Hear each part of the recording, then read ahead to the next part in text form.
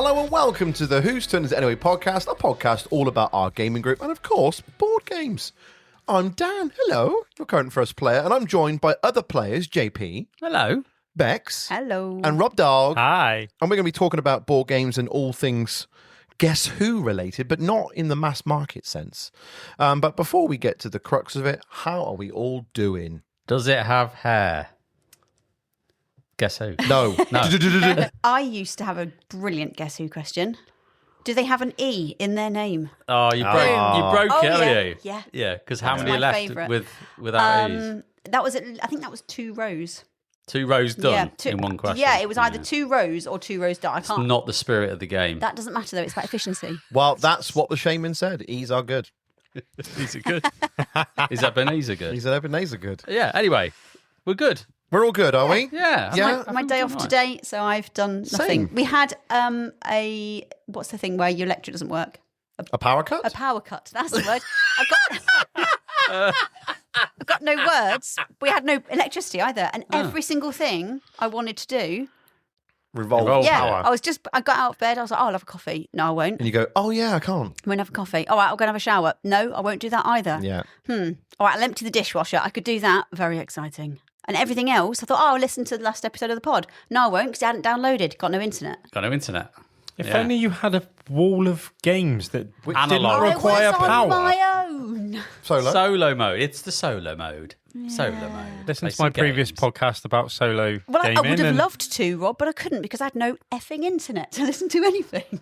Yeah. Have a chat with It's David anything. Turksey. He knows all about solo games. Yeah, well, and it only lasted half an hour, but it made me think we should have really gone for solar panels because I didn't like life without electricity. Half an hour. half an hour. You had a panic moment over 30 minutes. Panic, just like grok. Such a first world problem. I know, wasn't it? but it made me realise how absolutely, just completely entrenched we are in electricity. We are. I've got Yeah. bookcases full of books, and I would have had it been a bit longer. I'd have gone, all right, I'll just read a book then. Nice, lovely. But everything, like every first instinct was, oh no, can't do that.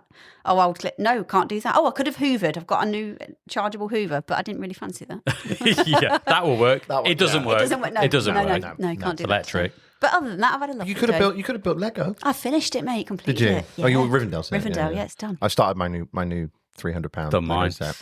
Did did you mine. have? I did my What did you get? DeLorean. Oh yes, of Oh, course you did. yeah, I got it's a small really DeLorean, good. the little one. It's very good. I enjoyed it. Yeah. About 4 days, not solid, but 4 days with a good few hours each day just attacking it. But what I really like about it, I didn't know, is you can configure it into Back to Yeah. the Future 1, 2 or 3. All three, yeah. Did you go Three 2? and- I went 3 and 2. 1. Yeah, 2 is the best. Mr. one. Fusion. Yeah, And absolutely. there's a little clip underneath the bottom that makes the wheels go up Yeah, and down. yeah. Oh, that's so cool. So Don't yeah, forget the minifigs. I've got the minifig. I got the small one because they brought a new one out literally last week, which is the same car, but it's a smaller version of. Oh, okay.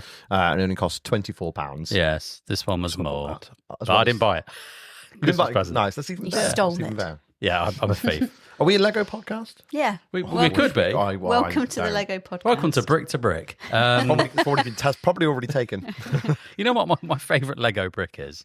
God. It's the, It's the 2x4. I think you'll find that it's actually the 2x4 ratio confinement of the said brick. I could talk about bricks for hours, but board games. Let's board get games. into it. Should we talk about board games instead? We should. Let's do it. Roll the thing.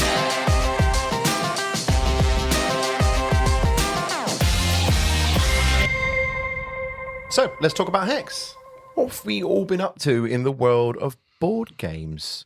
Bex, what have you been playing? Well, I've been working my way through the very kind gift from Flatout Games. They gave us a whole bunch of games to play in You had a our few. yeah. So we've added them to our events library. So we'll take them to any events we go to or that we host. I think the least I can do is learn them all so I can teach them. So we had a really good game of Nocturne. Beautiful board art, just lovely. Everything I like. It's kind of mystical. It's got animals in it. It's beautiful. And it's a tile laying, bidding, set collection kind of game. So you've got lots of tokens, numbers 1 to, I want to say 7. We won't know. 1 to some, 1, 2, 3, 4 and Yeah. upwards. And you lay out a 4x4, that's what for a 2-player you do, a grid of the tiles. Now these tiles could be mushrooms, plants, a skull, lots of different things. And they've got different icons on them. So you have sort of a secret objective to try and collect so many different kind of icons. So the way you collect these tiles is by you start with a number, you put your token on it, and then the next player places another token of a higher number orthogonally adjacent to where you've placed yours. So you keep going like this until one person either can't play a higher number or they pass, and the winner leaves their highest number token on that space. They take the tile, and then you get all your pieces back. Okay. Now, you also have the option to kind of donate one of your pieces to like the spirits, in which case you get to pick. It's like a separate little kind of like a tableau over the one side. You put your number there, and then whoever's got the highest numbers there, so maybe 4 will be there at the end, you get to pick in order. Nice. Yeah. So it's a bit of a bidding game because you're really trying to figure out what do they want? What do I want? You can't go on tiles that you don't want at all in case the other person can, passes. And then you end up with it. Exactly. Yeah, so it's a real kind of nice sort of decision space of, do I want that? How badly do I want them not to get it? Oh, they're going for those kind of herbs and things. Oh, I don't want to get loads of that. That's not going to be good. So you're kind of constantly weighing up but it's a very easy premise. Like I say, just beautiful artwork. Yeah. And I don't really like bidding games, but it doesn't feel like you're bidding because you're going to get your pieces back, in time. So it's just a nice kind of decision. So is it like a bidding snake? Yeah, sort of. Yeah. So you're putting a token down and you're putting a higher value next to it, and then the higher one goes next to that, and then if someone else goes, "Now I'm done," you go, "Crap, that's the one I get." Yes, that's interesting. I've not seen that done before. I've seen bidding done, but not in a placement way like that. And it's also kind of I don't want to say area control exactly, but there's 2 phases, and so on the second kind of time you do this, you're maybe trying to get 1 in each corner, or the middle 4 tiles will get extra. So it is kind of a bit of area control, or deciding, well, I might not really want that piece, but it might help, but actually it's going to get me points at the end. And the kind of set collection aspect, which I quite like that sort of thing. Because it's quite easy and visual to see, but all your tiles are out in front of you, so you know what each other are going for.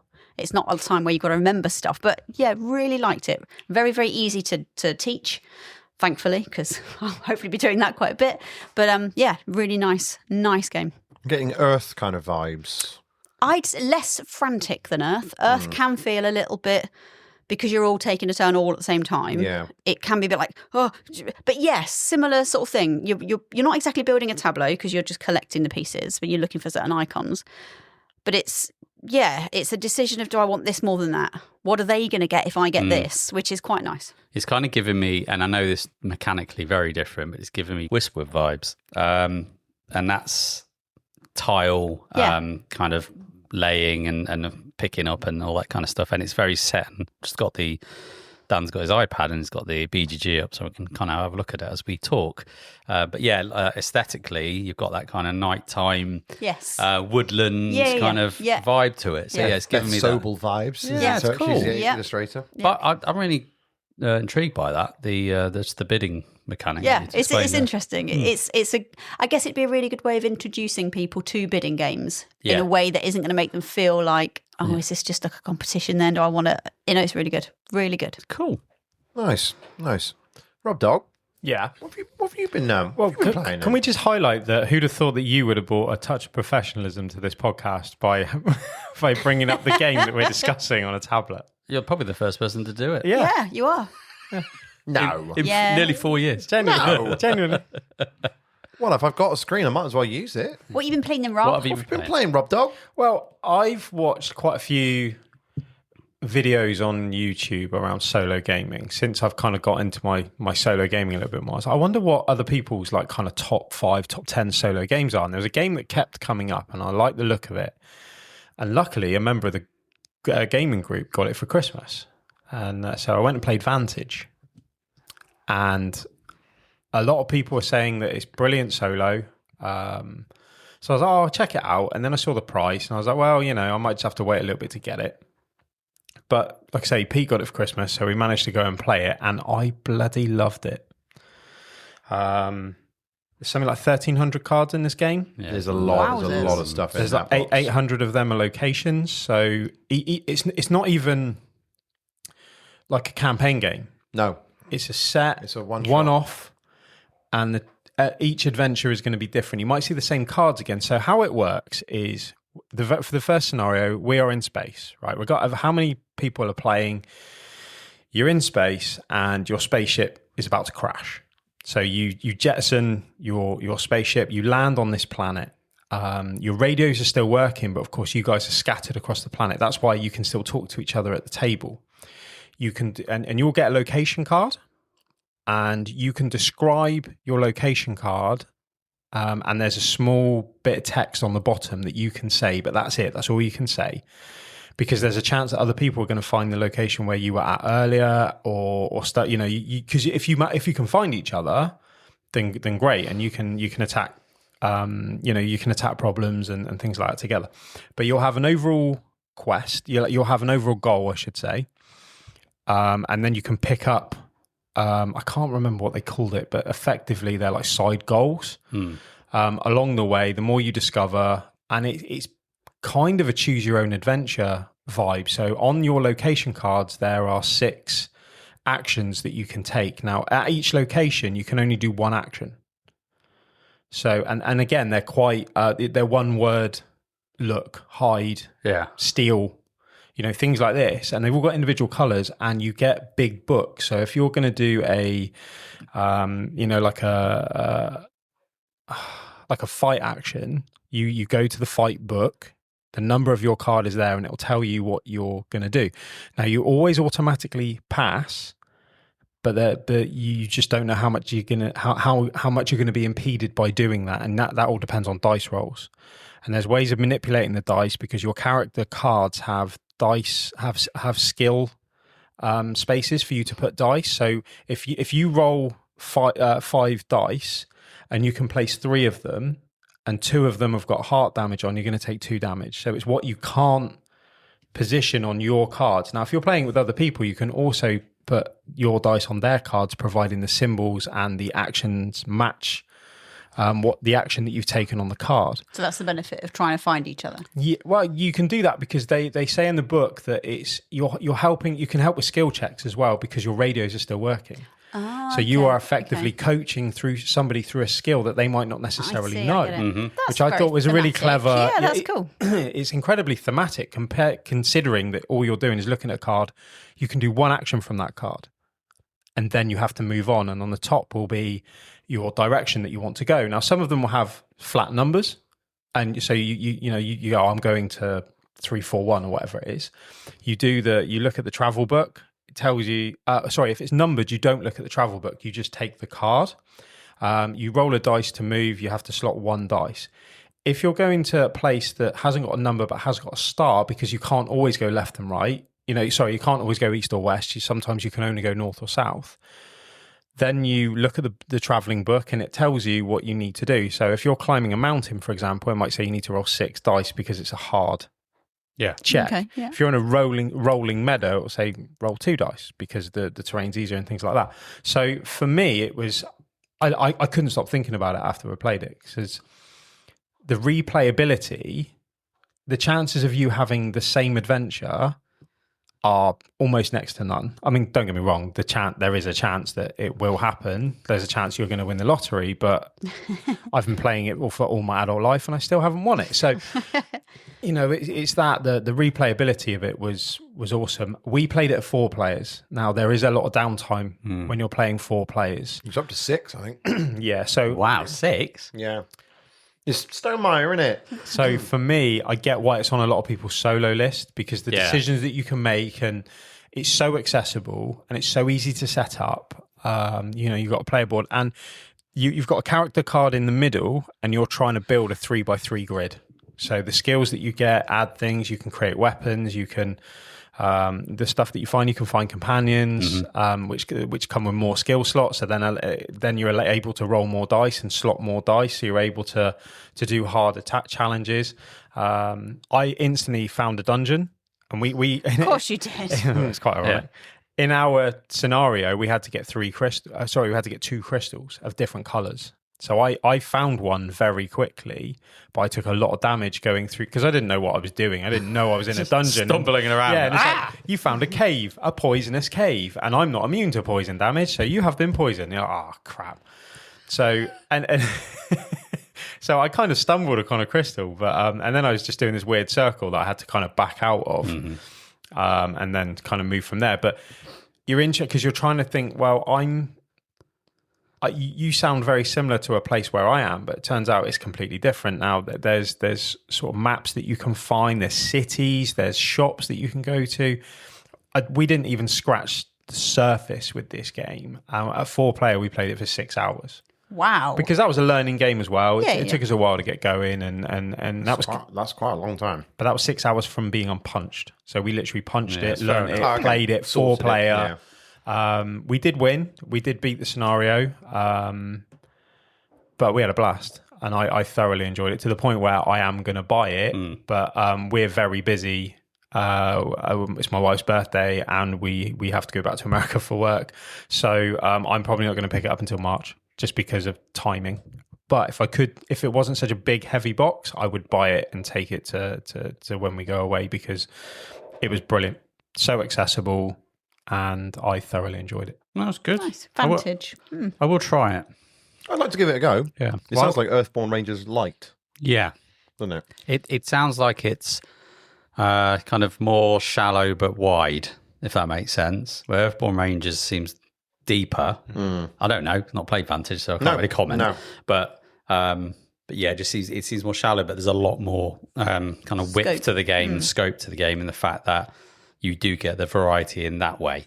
I watched a video on it as well, and it said if you play it again and you come across the same places, which is that it might happen, you are then going off existing information that previous reports have been made and sent back to your company. So again, the thematics were completely unnecessary because it didn't really matter, but it just they put a lot of thought into it. So yeah, I'm definitely going to buy it. It was fantastic. Good. I'm glad you enjoyed it, mate. Nice. Yeah. Nice. So, J-Pulse, what are you playing? So I've been playing a lot, and before Christmas, which is a while back, I got my Ashes Ascendancy all-in pledge, and that's a big box, isn't it? It's big. It's huge. It's something I backed, and then I went, I don't know why I did it.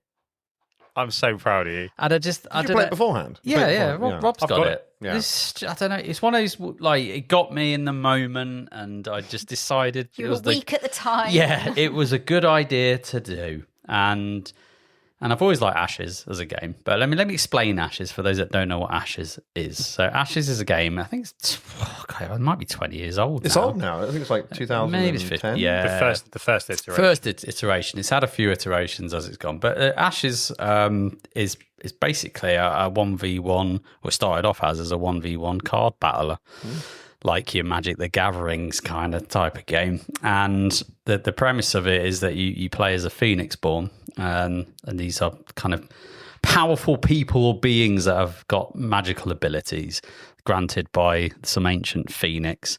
And there's a lot of lore that I can't recite because, to be honest, just mechanically, this game's quite cool. To be honest, and I don't really care because it's just about smashing things. So you kind of got your Phoenix born, and they've got pre-constructed decks for all of the Phoenix born. You can do deck construction, all that kind of stuff. But what I do like about this is that you don't need to worry about it. You can just pick up the pre-con deck and away you go and have fun. But every Phoenix born typically has one or many conjurations that they can summon. You've got to be careful how you say that, haven't you? Yes, conjurations that they can summon to the battlefield. And to do that, you'll have your spell board, which you can put your spells in. You can summon these conjurations in, and there can be all sorts of fantastical creatures, from spiders to iron rhinos to wisps and all sorts, depending on what. I do love a wisp. There's wisps in the game, people. I do love a wisp. Wisps. I like saying wisp gold is my favourite. Yes. I think this is the word of the podcast, wisps, because I've already said it. Wisps. Wispwood. And then you've got your battlefield is essentially where your units will go or your conjurations will go, and you're battling each other to the death. Sounds like Pokemon, but not. It's that maybe. kind of game. But what's unique about it is that you, instead of having mana and in cards that you would spend to do spells, you've got a dice pool. And at the start of the round, you roll your dice, and they've got chunky dice. They're beautiful dice. Oh, they know. Everything dice. about this game is beautiful. The card art, the way the cards look, the dice aesthetically, this game is lovely. So you roll those chunky dice, and they've got 3 levels to the dice that you have. It depends on your character and depends what spell kind of magic you're conjuring, as it were. It will depend on the dice types, and you roll them, and away you go. And what I do like about it is that if you roll shit like you do in certain games, Like Rob does. I knew that was coming Sorry, as soon as you mate. said it. you can mitigate that by doing meditation and to basically burn the top of your deck or discard from handles your spell board to increase the dice to the more powerful levels, because you'll need to spend those to do actions and things like that. So on your turn, you do a main action and a side action. The main action is either play a card with a main action symbol or activate a main action on your tableau. And the side action is kind of similar. But you can fight and you're using your units and all of that kind of stuff you're probably used to expecting. But it's really good fun. So this Ascendancy is the latest iteration of the game, and they've kind of rebooted it again. And the reason I think why they've done it is to kind of have a new starter set that has 2 Phoenix Spawns in it and what they call the Dragonborn, which is a kind of PvE solo co-op. What's enemy, PvE? Sorry. Player versus enemy. Right. So you can play against a kind of solo opponent that will basically kick your ass, and you're not having to rely on playing against other people. And it takes from the Red Rain system that's come out many years back, that basically brings these chimeras, these big beasts that you fight. And it's a very similar system, but they streamlined it down to the point where the Dragonborn acts pretty much like the Phoenixborn does. It has its own set of dice, and it's got the spell levels and all that kind of stuff.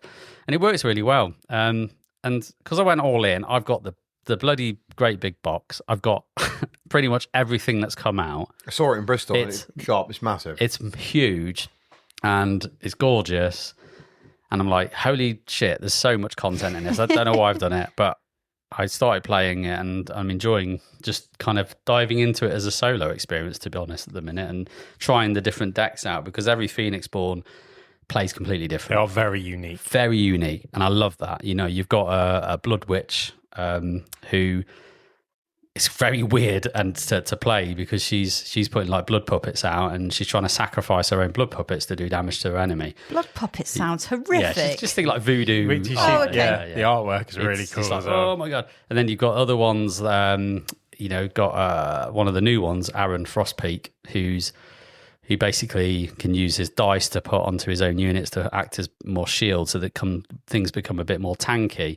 Aaron Frostpeak. Yes. What a name. Oh, these are great. You've got Issa Brightmore, who is like a tinkerer, and she puts artists of her magic onto like mechs, so she can power and charge up mechs that can then fight and do all sorts of stuff. Loads of different things going on. Loads of different There's decks. a lady with a giant snake. She's one of my favourites. She's brilliant. Miami Viper, she's called. She eats her. It's called Miami Viper. Miami Viper. Oh, nearly. Nearly. And a snake eats whatever's killed on the battlefield, just Yeah. powers up. Before you know it, the snake's just running wild. It's great. Whatever the snake consumes, it powers it. So Nice. the snake then becomes more powerful and it does more damage. If you don't deal with it, it's unstoppable. It's a nightmare. There's like a real different strategy for each Yeah. character, which is nice. It's good fun, and I'm enjoying it. I remember when it first came out. Yeah. Long time ago. But I never really gave it a proper look. Yeah, I taught my brother the other night, and we had a few games. He kicked my ass. But standard Ashes, to be honest. I showed it to Curly, and Curly destroyed me. It was like, oh, that was easy. And I was like, no, I think that's more your opponent, mate. That was the issue. But yeah, no, it's good fun. Do I need to do all in? No, but I'm enjoying it. Yes. Why not? Why not? Why not? Nice. It's fun. Nice. Yeah. Nice. What about you, mate? I have, after playing the game with you a few months back, have invested my hard-earned cash into Shackleton Base. Shackleton. Shackleton. I mean, I like terraforming Mars, but why not? Terraform the moon a bit as well? Shackleton Base. You're playing as an agency who are in charge of colonizing a company on the Shackleton crater on the moon, on the south pole of the moon, and you've got these corporations that are trying to sponsor you while you're doing it. I call it Merv in space. If you played Merv, same designer. It's basically that. But I like it how it starts like relatively simple. It's like, okay, well, we're putting bases on a moon and we're scoring points, and then all of a sudden you get sort of 2/3 of the way through the game, you go, oh, there's the crunch. There it is. Now things are really expensive, and I can't do that now because I don't have my buildings in the right place anymore, and it's not quite right. But I like it. It doesn't take too long to play. It's a power of 3 games, so it's like 3 rounds, 3 phases. You get 18 turns in the game, and it's done. Mm-hmm. And it's not too long, it's a good level of crunch for a weeknight game. I feel, I wouldn't say it's overly special to look at, but beyond that, it is a really good, solid game in there if you like space and if you like worker placement and asymmetric corporations, which I do. 7 in the box, which is nuts. Yeah, so you play with any 3 at any one time, but it means that every time you play the game, it's different, and I like that. I don't like playing the same old game every time I pick a game up and play it. So you're expecting to play a different game every time you play it, which is why I like it. But we need to get a game in ourselves, I think, another game in, because it's been a while. Has been a while. But yeah, I think that's what I like about the game, is the corporations and the fact that it has that SETI alien module-esque kind of mechanism that a lot of games are doing now, which I really like. I really enjoy it, because it's like you say, 3 corps. Yeah. Randomize them, pick 3, and it's the combinations of how they interact with each other. Yeah. So even if you play with 2 of the same that you used to and throw a new one in, the synergies are going to be different just because of the way it works. I think of the 3 we played, I don't think they interacted with each other very well, but I think that is part of why they go together as well. So it's part of it. But I found that in my game, because the game, like, if you try and focus on one thing, like i.e. building, you'll lose. Yes. In this game, you need to dabble in kind of everything. You do. And of the 3 corps, I managed to dabble in one of them heavily, and then the other 2 a little bit, but not enough to score goals, because you ultimately have 3 goal tokens that you're trying to get out on these corps. You can only put 1 out on each. You can't put any more than 1 out on each, and I managed to only get 1 out in the end. You typically... In my experience with the game, you're kind of doing 60% of your effort in one corporation, 30% in another, and then probably a 10 in the other, in terms of how you score. Because the way the game's kind of rewarding you is that you have these objective tokens, but you can only put 1 on each corporation. Yeah.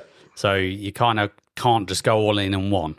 You can't ignore the other 2 completely. Then you've got to choose whether you're going to go for a low-scoring goal or a high-scoring goal. As soon as you go for a low-scoring goal, you're locked out of the high-scoring one, so it's difficult to try and work out that balance. For me, though, it was 60% on one corporation, 5% on another, 5% on another, and 30% idle. Fair enough. Yeah. Because I was like, oh, my brain's crunched and fried, but I like that. So which corps did you play when you last played? Artemis Taurs, which is the choice, which one what we played with when we played that one. Moon mining. Yeah. And the other one, which I can't remember the name, it begins with an S. But the writing is the same font as the Sega font.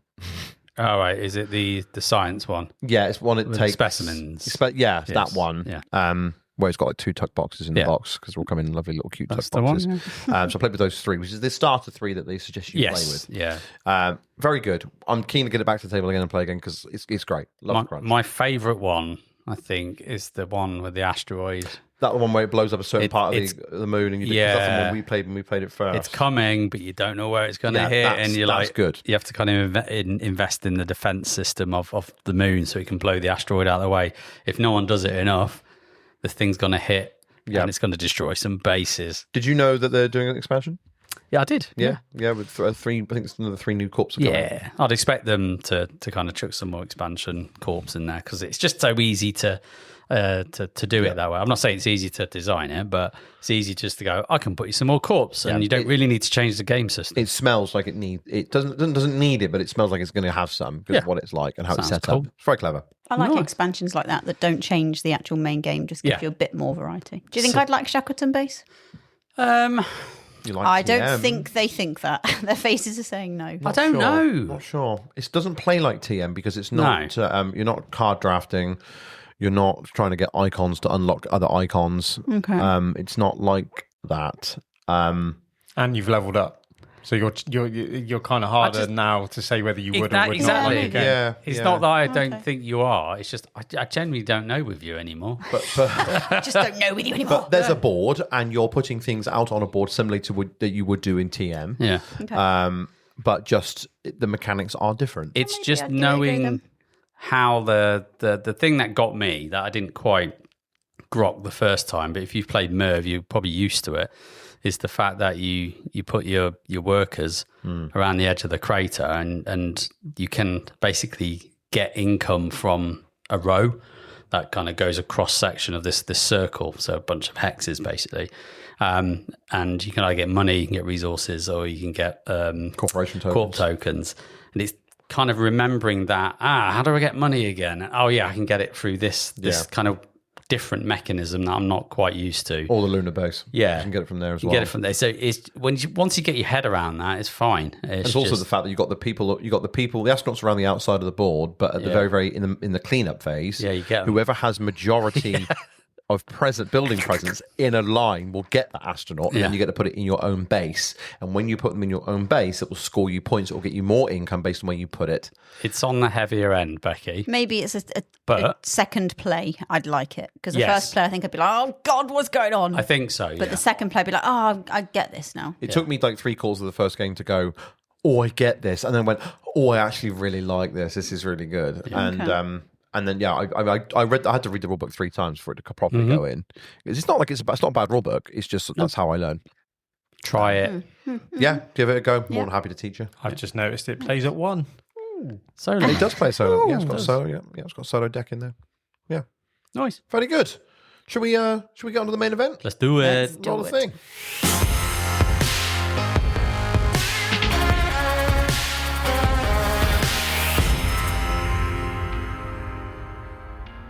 So we're on to the main event. So if you can remember, guys, a few, probably a good few months ago now, only 2 years ago now, we played a little game and we did a Christmas special where I did voiceovers of Rob's looking worried. I know.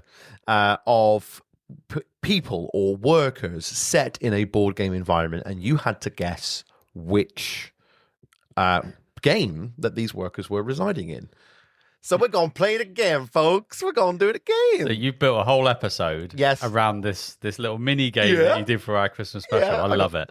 I've done it slightly differently. So what I've done is I've added Hollywood production in regards to different voices. Yeah. I've not used AI. I've used AI. So it was just a script last time, wasn't it? You were giving it character, but you were reading a thing that You're doing it live, weren't you? So I was doing it live. Yeah. So this is pre-recorded. I've got different voices to help me out so that you don't have to listen to my boring tones all the time. But so Thank God. you're going to have 20 games coming at you right now. And I'm going to play you a clip, 20 clips. And when I play you a clip, you're going to listen to the whole clip and only listen to it once. You can play along at home. Once you've listened to the clip, you can then freely discuss what game you think it is. Now, So is this a co-op game? this is entirely co-op. You can work together. All right, so we're like on the same team, trying to figure it out so we can openly discuss and work it out together. Yes. Okay. Now here's Less pressure. here's some hints. Now some of these voiceovers will have accents. Some of these voiceovers will have background music, background noise, background cues. Can I say that are the accents PC? Yes. Good. Yes. Good. Yeah. So in these clips, you're going to hear potentially music. You're going to hear sound effects. You'll hear different accents. You may hear different cues that might give you clues as to what the game might be. You may even hear the game in the script. Or it might even be a red herring. It might throw you off the course. Okay? So we're going to be using our brains now. Are you ready? Looking at Rob's face. Rob, when you signed up for this, because let's be honest, you're a last minute attendee for this tonight's podcast recording. Did you have any idea what you were letting yourself in for? No, not a clue. Awesome. I like that. That's better. That's better. Just going in balls deep. Yeah. Yeah. This is good. How about you, Becky? Did you know? You going in balls deep? Yeah, I did ask if there was any prep we needed for this episode. You did. And Went, the no. answer was no. No. So I came very casually in my dressing gown today. I'm in my jogging bottoms. We should get a photo for Discord. I'm very casual today. Yeah, someone take a photo of Becky for the Discord server. I wear a suit every day. Well, I was just so warm and comfy, and I just thought I don't want to change that. So I fair. just got in the car. I've got normal clothes on. So we all ready to play? Indeed. You may Let's want to make do it. notes. You've got pens and paper in front of you. Here comes board game number one. Board game number one. Board game number one. Morning light spills across the courtyard of the palace at Evora. I roll my shoulders, already stiff, and run my thumb over a stack of cool ceramic tiles. They call us artists, but it feels more like honest labor. Each day I wait by the supplier's carts, watching which colors arrive first. Blue is always popular, white too. If you hesitate, someone else takes the best pieces and you're left patching gaps and paying for it later. When I lay a tile, it has to fit just right. One careless choice and the pattern breaks. Wasted tiles tossed aside. The overseers frown heavy on my back. But when a row comes together, when the colors sing across the wall, that's when you feel it. Pride, order, beauty from chaos. We're all working on the same palace, but make no mistake, this is a quiet competition. Every completed line earns favor. Every mistake costs you. By the time the walls are finished, only one of us will be remembered as the finest tile layer in the king's court. Now, let's see what the cards have brought us today. There you go. Well, Nice production. yeah. We expect this a lot. If you didn't know, Dan also does a lot of voiceover work professionally. I do voiceovers. So- I do. He's got access to lots of things. I've got access to lots of many gadgets and whizzy things. Are we giving answers now? Yeah, let's discuss. All right. Let's get an answer right now. We're going to go through each one individually. Okay. Straight away. Right at the start, I was thinking Azul because you talk about tiles, right? But then, as we're talking about favour and one And kings and yeah, does that not doesn't reference. fit. No. Because you're just Portuguese tile layers with no Yeah. I theme. accept one Yeah. answer from you collectively. Yeah. Then I thought Sagrada, That's Yeah, what I was thinking. Yeah. But that's glass. but that's glass. It's not tiles. But stained glass of Sintra. That's not tiles either, is it? It's Azul, but it. No. Then I was thinking fresco, but then that's painting, I think. So, But there's an overseer, yeah. a king Uh-huh. for the king's court. Yeah. But the mention of walls and walls and patterns. And don't forget that this would be a worker working within the environment of this game. So Yeah. it could be that the narrative will not appear when you see this board game. It's like this guy's made a story out of this board game, but Yeah. there's no story here No. because it's just a board game. It doesn't have much of a story, so maybe don't read too deep into it. Fair enough. Or do. Not patchwork. What's the other one? What? Framework? Yeah. Nah, I don't think it's that. That's about That's that's about connecting. I was thinking patterns. phrase. Yeah, that's about connecting patterns. Although I would just go Azul because Yeah. I've got no idea. no, I think Azul's what I've written on my little doodly notepad here. So we collectively thinking Azul is the right answer. Why not? Why not? Yeah? The correct answer for board game one is Azul. Hey! Well done. Well done. So you're not bad at this, right? Yeah. Got a tick. I think the hint of don't read too much into it sometimes. That might have given you a little Might bit of have nudged- assistance. nudged us in that Might have direction. nudged you a little bit. Well done Cool. on the first one. Okay, so that's 1 of 20. Here comes the second. Here comes the second Strap one. in. Strap in. Board game 2. Shift starts at 0600 Earth Standard. I swipe in, coffee pouch in hand, and glance up at the departures board. 3 launches scheduled, all luxury class. People think space cruises are all champagne and star views. Someone has to build the ships, wire the systems, smooth out the network so nothing bottlenecks. That's where we come in. I place my team where they're needed most. Design bay, construction ring, guest services. 2 actions per shift if you plan it right. Waste a placement and the whole schedule slips. Sometimes I get the call to launch. That's a proud moment. You strap one of your own into the pilot's seat and watch the ship drift free. Progress logged, reputation climbing. Other times, you pull everyone back planetside, reset the team, collect the funding that keeps the lights on. No glamour in that, just smart management. We all benefit when someone expands the network or patents a new tech. Shorter routes, better tools. But don't be fooled. We're competing. Every company goal ticked off, every cube placed on that progress track. It's one step closer to the corner office. 3 years until the CEO steps down. Until then, we build, we launch, we optimize. And we keep one eye on each other. In space, cooperation keeps you alive. On Earth, it's points that decide who's in charge. Nice. JP's Enjoying the production quality. It's good. JP's looking very confident about halfway through that. I am as took me well, and 3 I've never hours to played make. this, but I've got a real distinct feeling. Galactic Cruise. Like a cruise. That's what I've written That's down. exactly what I've written down. All 3 of you written Galactic Cruise. I've never played. What was your giveaway? Launching ships. Just literally launching ships. And it had the word cruise in it. Oh, I Yeah. didn't hear the word cruise in it. It but- did, yeah. Oh, did it? So Galactic Cruise is Galactic your final Cruise. answer. Yeah. Yes. The answer for board game 2 is Galactic Oh, Cruise. 2 for 2. Hey. 2 for 2. Stop now, because we're winning. Yeah, You are. But can you do it a third time? probably not. Let's see.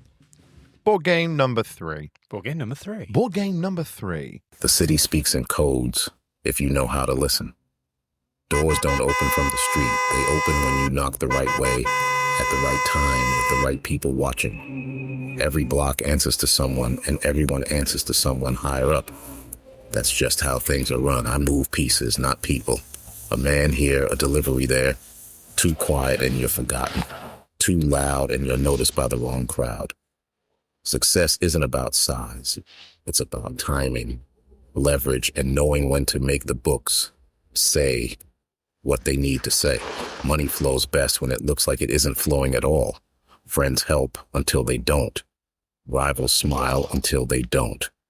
And the boss always gets his share, whether you're ready or not. The trick is surviving long enough to upgrade your life without upgrading your problems.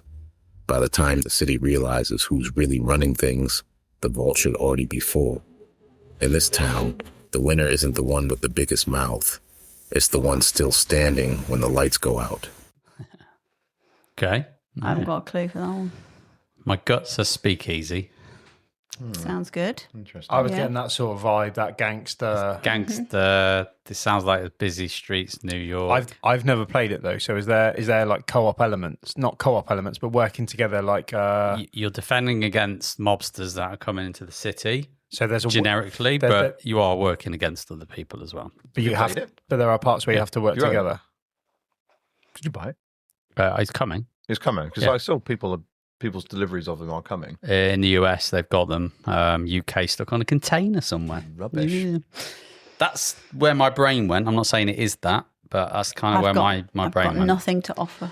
But I can't think what it could be. Seems a bit gangstery mobby, doesn't it? But- Originally, when you were talking about buildings and things being really reliant on other stuff, I was thinking of like Quadropolis, but I don't think it's that at all because there was nothing about building different types of it might areas. be. It's just where my Blocks? brain went. There was just some words that kind of stood out for me was blocks and codes. Yeah, you're right. I move pieces, not people. It's probably not that then. What's that one, Rolling Heights, where you're building Yeah, like certain things next to other certain that is things? definitely blocks. Yeah. And you're rolling people. There's no code though, is there? No. Building codes. Oh, yeah. Well, yeah. Yeah. It might be that. And knowing that Dan owns it or owned Dan it. does like Rolling Heights because I've played it. I don't own it anymore. Curly part off me. No, we didn't. Can you buy it. upgrade in that? There are items that you can upgrade. I can't remember. I played it I've only once. played it once. Yeah, I've only played it once. I think once 2 years ago. I liked it. It was Yeah, good. it was fun. Don't know though. Don't know. Go with it. Is it Rolling Heights? Wrong heights. The correct answer for board game 3 is Speakeasy. Is it? Yeah. Piss and shit. Unlucky. Dang. Unlucky. Should have gone with your gut. I know, Dang. but I just thought No. I got talked out of it. You did get talked out, didn't you? It's fine. So 2 out of 3. 2 out of 3. Rob's looking at me with a death stare. Got talked out of it. You were like, yeah, right. I didn't want to be that guy. I didn't try very hard to talk you out. Do you know of what I it. mean? I didn't want to be that guy going, no, you're wrong. I think it's that. Did you like I the didn't production know. quality? Well, shall we just Yeah, go it's back very and just re-record it and just say speakers? I could absolutely. No, let's not do Just edit, Yeah, I could edit it so we Let's win. not do that. Yeah. Right, ready for number 4? Yeah, do it. Okay, board game 4. Here it comes. Board game number 4. I've got my little betting slip, and I know this one is going to win. I mean, I think, maybe. I flip it over anyway, because the risky side looks cooler. Everyone else is yelling already, and the race hasn't even started. We all sneak a card into the big pile like it's a secret, even though everyone knows we're doing it. Then some cards disappear, and suddenly, go! The mascots run. One goes really fast. One bumps into another and falls over, and one turns around like it forgot its shoes. Everyone laughs and shouts, even when their favorite starts going the wrong way. If someone falls again, they're out, and that feels very dramatic. When the winners finally stand on the boxes, we cheer or groan and count our money. Then we do it again, because this time I'm definitely going to win. Probably. At the end, we pile up our coins and see who has the most. I didn't win, but I shouted the loudest, so I think that counts. Nice. This is a tricky one, this one. It is tricky. I like what you did with your voice in that one, though. Yeah. You're very talented. Two games that came up in my brain was Camel Up, That's Yeah, what that's I've written down. but it doesn't quite fit in what she was saying. I've never played it. The other one was Ready, Steady, Bet, which still doesn't quite fit for what she was saying because of falling down twice. And shoes on the wrong way. I feel like that was a bit of a And going the clue. wrong direction. Yeah, because I know Camel Up, the camels do go in the wrong direction, but there's two camels that aren't in the race that are going the wrong direction, but the ones you're betting on aren't those camels. They're the ones that are going the right direction. It's just they might. But then they get picked up and go the wrong way. So At the end, we pile up our coins. yeah, which in Camel Up is coins. And you are putting cards into a kind of a place to bet on winner and loser. So it's got more in common with that, I think. Yeah, but I mean, I've written Camel Up. I've written Camel Up. Did you write Camel Up before the VO ended? Yeah. Yeah. Interesting. I did it at the I end. can't think of any other betting games. Yeah, I can't think of any thought other racing betting Kabuto's games. first, but there's no putting cards into a pile for that at all. Could we do sumo? No, Kabutos. Kabutos. Kabutos, yeah. Yeah, Kabutos. I'll go Camel Up, but I think it's something else I can't think, and I'll go, oh.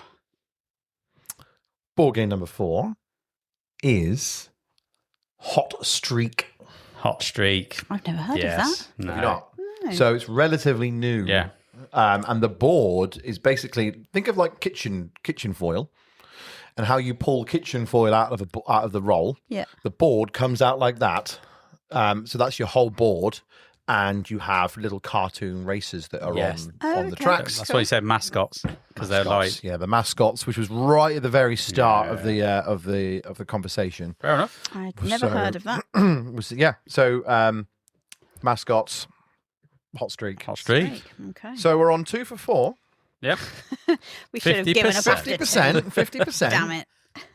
Let's pull it back. I think this next one you might be able to get. Let's try. Board game 5. Fortunes are returning, though the estate still creaks under old debts and whispers. Every choice matters. Which wing to renovate, which garden path to pave, which room to prepare for the next gathering. Each servant I summon, from footman to valet, must be in the right place at the right time, or disaster waits behind the polished door. Guests arrive in silks and top hats, eyes sharp for opportunity. A fox hunt, a music recital, a grand ball. All chances to impress, all chances to fail. Every success brings influence, new connections, whispers of marriage prospects.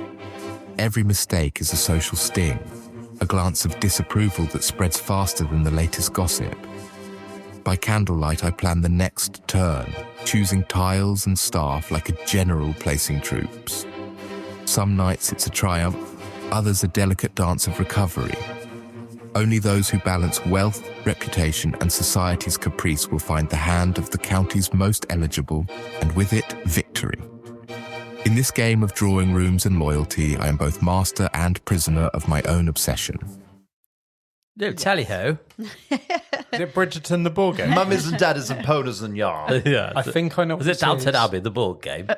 but I don't know what the title is. I think it's Obsession. Yeah, that's the one. And he did say the word I obsession at think the it's end. the last word. I think it's Obsession as well. I think it's obsession. It is I mean, it'd obsession. be a bit of a if I threw in obsession in the last part of the script and then it wasn't obsession, that would be That would be a bit harsh, wouldn't It is Downton Abbey, the board game, isn't it? No, it's not. Board game 5 is indeed obsession. Hey. Well done. So that's 3 for 5. We needed a win now. Yeah. Yeah. You needed a win, I think. Yeah, you got that win. Well done. But can you do it again? Let's do it. Board game number 6. The air tastes of ash and ozone as I step into what's left of the city. Centuries ago, everything burned. Now we cling to the scraps, divided into 4 visions of the future. Each claiming their way is best, each isolated in their crumbling enclaves. Our only meeting place is the capital, a fragile hub in a dead world. We don these special suits and send our specialists out into the wasteland, all racing to gather what little remains. Resources are scarce, time is scarcer, and every decision echoes across decades. Then there are the rifts. Time itself is a tool we can reach into, supplying our past selves to secure our future. But meddle too much, and the continuum trembles. A single mistake could doom everything before it even happens. And looming on the horizon, an purple asteroid bearing the same energy signature as the first catastrophe. It's coming for the capital, for all of us. Every move, every specialist, every powered suit matters. Only the path that masters the present and the past will shape the future, or survive it all. In this fractured world, we are builders, explorers, and gamblers with time itself. Survival is temporary. Legacy is everything. David Turtsey sounds different. Can I say this one? Because I know this one. Yeah. Anachrony. Precariat. Can I just say that I obviously did 20 of these. This one, like the way it sounds, is my favourite. It's nice. I like it. It was cool. It's cool. Yeah, I originally wrote Fallout, but then the whole time thing, I was like, no, I haven't even played Anachrony, and I think that's Anachrony. Yeah, definitely. Anachrony. Definitely. I've only played it twice, but even I got some of those fractures. The fact that you've only played it twice hurts me deeply, but the answer is indeed Anachrony. Yes. Yay! Well done. Well done. Every opportunity I've had to play it, I've played it. Good. It's amazing. You're not wrong. I did the script for that one and I looked at it and went, that's too easy. So even I changed it. But even then after that, after you wrote CO2 to start with, That was the very first thing. And then it's... Then I went, no, it's that. Yeah. Because you said the 4 factions. I went, yes, 4 that was- factions all that was- trying to find their way. Because they're all paths. Yeah. Paths to something. Asteroid, Yeah. Yeah. time, All good. Yep. suits. Very good. Very good. Very, So, very much enjoyed that one. So that's 4 out of 6 you've got right, yeah? Yeah. Here comes clip number 7. Board game 7. 7. Fog rolls in of the harbor, carrying the sharp tang of salt and smoke from the chimneys. The docks never sleep, and neither do the numbers in my head. Every morning, the goods arrive, barrels, crates, sacks, stacked neatly on the quays, waiting for someone to claim them. I move carefully, because grabbing too much of one thing can leave me exposed, but leaving too little risks falling behind. The buildings watch, silent and calculating. Each one I use earns me money, or lets me turn raw supplies into something worth more. Ships sit at the edge of the port, heavy with promise, feeding the workers, and if I manage them right, feeding my fortune. 7 turns and the cycle resets. Fields yield grain, cows multiply, and I feed the hens who keep everything running. Misstep, and I risk starvation, of my workers or my ambitions. By the final turn, the docks are quiet, the warehouses full or empty, and the ships moored.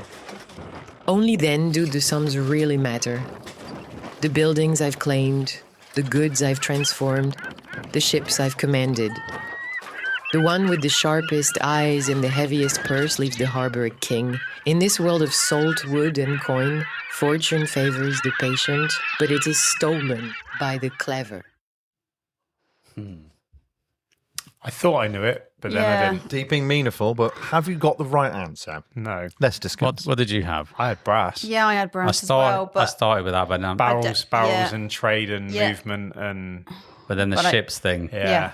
Then I was thinking Anno 18... Was the noises in the background any help to you? Yeah, well, the noise is obviously coastal. Yeah. Because the seagulls, right? And then I went Agricola. What about Coimbra? But then I went, no. And then I think it's an Uwe game. And Why? Just because of the way it was describing about feeding. Yeah. And the resources feel Uwe-esque. The ducks were mentioned twice. Yeah. And the only one Is there ducks in Agricola? No. And that's why I crossed Agricola out. And the only game I know that's Uwe and has ships in is Le Havre. But I don't know. I've never played it. No, I've never played it.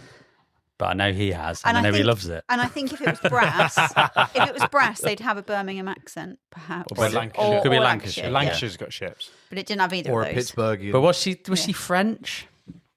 Because Le Havre is literally French. Maybe a little bit. Little bit French AI, wasn't it? Maybe, yeah. So I would go as that. It's not like Carcassonne or anything. Not Carcassonne. Well, Carcassonne is in France. Orléans. Orléans? No, that's I don't in the middle. think so. You're not. It's not there's coast. No I don't know. I've ducks. never played it. I'm there's just no thinking. ducks. You are collecting Orléans is not resources, coastal. but it's not coastal. Oh, I know. It's the ducks We drove thing. past it. Yeah. I may be right with Le Havre then. It's my best guess, but I might be wrong. I wrote brass, but I don't. You've got more of an idea than I have. Just knowing Dan, I'm just going with the knowing Dan angle. The correct answer is Le Havre. Yeah. Yes. Lots of giveaways in there. So you had the cows multiplying. That's the Uwe. That's the Uwe. It's That's an your Uwe Uwe, thing. right? And then also one mishap and you starve. Obviously, you get starvation tokens in a lot of Uwe Rosenberg games when you don't feed your family. So, and Le Havre has those. I've only played one Uwe Rosenberg game. Which one? Agricola. Classic. Agricola. Agricola. No. So that we're on now 5 out of 7. Yeah, Pretty good. We're upping the average now. It's going well. Yeah. But can you get this one? This is board game 8. The clock is ticking. I can feel it buzzing in my bones. There's a box in front of me, wires spilling in every direction, and my team is staring at me like I'm the expert. I am the expert. Or at least, I hope I am. Every wire could be the one that ends everything with a boom. Yellow ones make me nervous. Red ones? Forget it. We all have our little stands, hiding our secrets from each other, and the only way forward is to guess right. Sometimes I point, sometimes I plead, and sometimes I just cross my fingers and hope someone else sees what I can't. Every mistake pushes the timer closer, the detonator closer. Tick, tick, tick. Each mission is different. One day it's easy, the next my hands are shaking, and the wires twist in ways that make no sense. But we keep going, learning the patterns, trusting each other, because the only way to win is together. When we finally cut that last wire, without the world exploding in our faces, it's a small victory, but it feels huge until the next one starts. Tick, tick, tick. Nice. I think even your wife would get this one, mate. I think she would. Do you reckon she would? Yeah. Yeah. JP had to buy it twice. Why he did you had have to buy what twice? Bombusters, I think we can all say. Why did you have to buy it twice? Because she spilled Prosecco over the first one over Christmas. It's like Rumgate. It is like I was Rumgate. told about this, so I felt that game should belong in my first I episode agree. run. The correct answer is Bombusters, yes. What a game. It's brilliant. It's so good. I imagine that the yellow wire Yeah. was probably what Yeah, gave yeah. it away. Oh yeah, it's if anyone hasn't played it, it's 26 quid. You can spill Prosecco over it and still go, it's only 26 quid, it's fine. Just buy it. And to be fair to the game, most of it was good. It was just the tiles. The tiles were knacked, weren't they? We've just opened the first box, the mission 9, because in the box you have 5 tuck boxes of secrets, and the game kind of brings more content out as you play it. And yeah, we've opened that box, not spoiling anything, but it's like, ooh, really good. I love Bomb Busters. Nice. Everyone who played it with seems to enjoy it. So yeah. Nice. Yeah. Even my wife said, "Can we play it again?" Yeah. Ooh, which is there's an endorsement. Wow, right if there. Amy likes a game, that is high praise for that an game, isn't it? endorsement. Nice. She said it was Yeah, it's better than good. viticulture. She did. So. She's not wrong there. She's a woman after my own heart there. Viticulture can Stonemaier again. get in the bin. I love viticulture. I understand why Vinos it's is much good. better. You're right there. Vinos is much better. I need to play it. Yeah, it's been a while. Should we do it? Yeah. I've never played Get it. it done. Let's do it. Lacerda. Say it again. Yeah, you're in it Yeah, now. it's lush. I'm not sure if you're aware, but I, Kind of a big deal. I'm kind of a big deal. People know me. I have many leather-bound books, and my apartment smells of rich mahogany. Mahogany. I Big deal, Rob. I played Lisboa and I got it and I enjoyed it. You did well. Not played First this game. Broke 100, didn't you, in your first game? Oh, nice. I was getting buildings for free and everything. It was great. Anyway. So that's 6 out of 8. Well done. Doing quite well. Yeah. Can you get the 9th? I lay my cards out in front of me, perfectly ordered, each one stubbornly fixed in place. I can flip them, sure, but I can't swap a single card. The sequence is set, and every move counts. The table fills with other players' sets.